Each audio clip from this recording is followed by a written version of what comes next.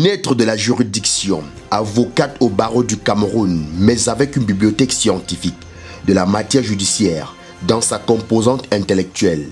Vous l'aurez compris et vu, il s'agit de maître Daga Djatchi Sandrine Bergeline, connue par ses procès victorieux.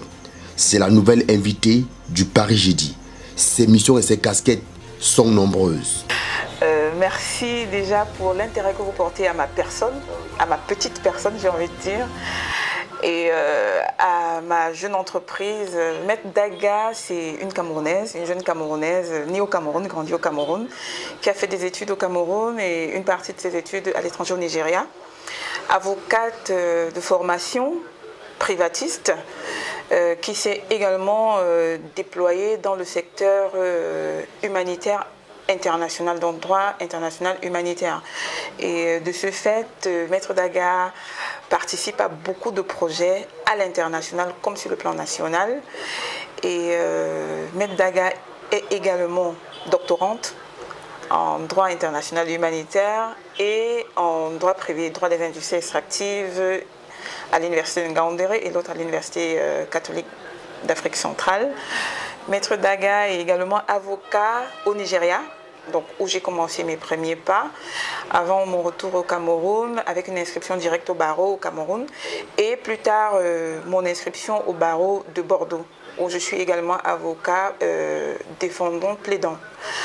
Maître Daga, comme je l'ai dit tantôt, participe à beaucoup d'activités sur le plan humanitaire. Je suis experte consultante en droits de l'homme, consultante auprès de l'IIJ, qui est l'Institut international de justice et de l'état de droit à Malte.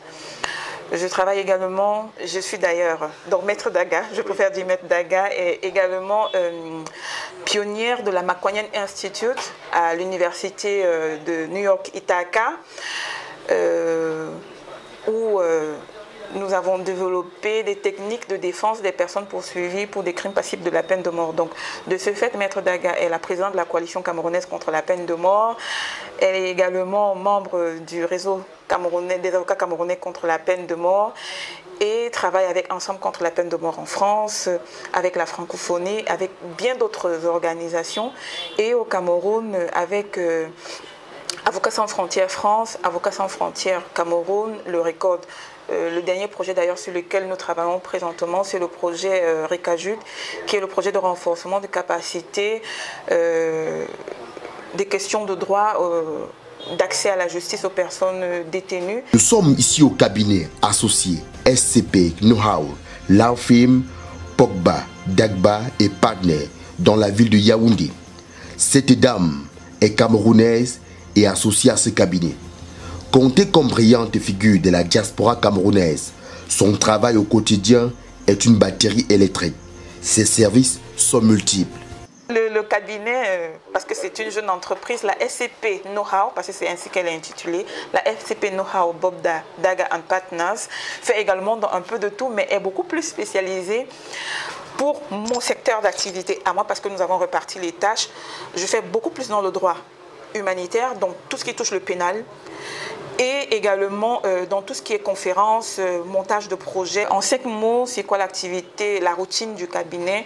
C'est l'assistance, le conseil, la défense, le montage de projets, comme j'ai dit, parce que à côté de l'activité purement pratique, donc aller aux audiences, avoir des séances de travail avec les clients, aller à la prison pour rencontrer les clients et faire des consultations, il y a cette autre activité qui s'éloigne un peu du judiciaire, qui est purement juridique, qui englobe en réalité le conseil, l'accompagnement dans le montage de projets, dans la constitution de sociétés, joint venture, fusion-acquisition. Voilà un peu en gros ce que le cabinet fait au quotidien. Sa vision du Cameroun et les initiatives du ministère de la Jeunesse et de l'Éducation civique en vue de la valorisation et la volonté du chef de l'État à trouver un mécanisme fort de la réinsertion de la diaspora dans la construction de l'œuvre nationale est grande. Vraiment, pour ma part, c'est une très bonne initiative que j'ai d'ailleurs beaucoup appréciée et que j'ai accueillie avec, sans réserve, j'ai envie de dire. Quand j'ai été contactée, je me suis dit, mais waouh, on a souvent tendance à dire au Cameroun, on ne fait rien.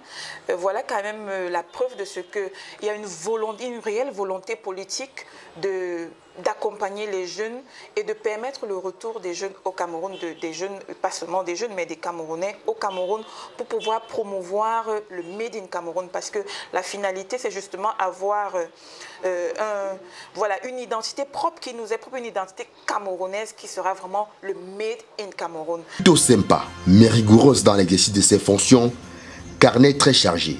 Celle qui avait bien voulu être diplomate est une figure emblématique pour l'avancement de la justice au Cameroun et à l'international, vu ses multiples casquettes. Dire oui au retour sur investissement internatal n'est pas chose facile à l'endroit des jeunes de la diaspora. Maintenant, à l'endroit de mes pères de l'autre côté, j'ai envie de dire, c'est vrai, c'est dur au Cameroun, c'est vrai, le Cameroun n'est pas à 100% tout vert, ce n'est pas un gazon vert sur lequel on va, une prairie verte sur laquelle on viendra se coucher.